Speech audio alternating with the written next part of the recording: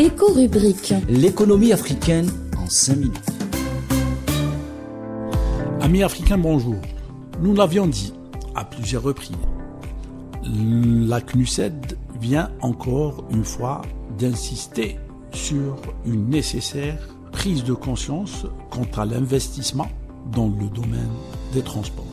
Le développement économique et l'intensification des flux commerciaux passent indéniablement par une mise en œuvre d'une stratégie du développement du potentiel des infrastructures de transport en Afrique.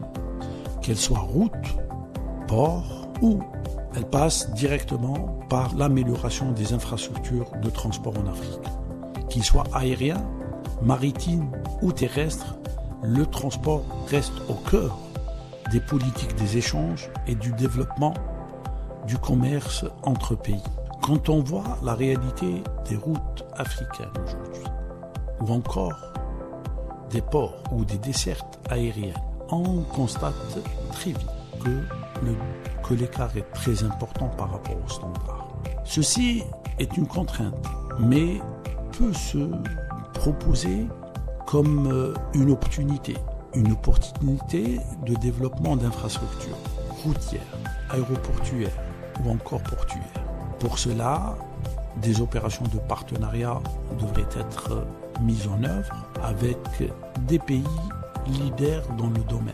Déjà entre pays africains, l'Algérie, l'Égypte, l'Afrique du Sud et d'autres pays pourraient être pourvoyeurs d'entreprises de réalisation et parfois même pourraient mobiliser des fonds pour la réalisation de projets structurants.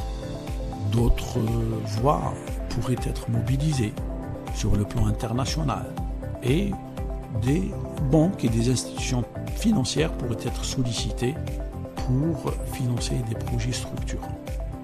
Sans cela, le développement et la concrétisation surtout des objectifs de l'agenda 2063 pourraient connaître des perturbations. Ce qui est contrainte peut être une opportunité, à condition de travailler sérieusement et de ne pas reproduire les erreurs du passé.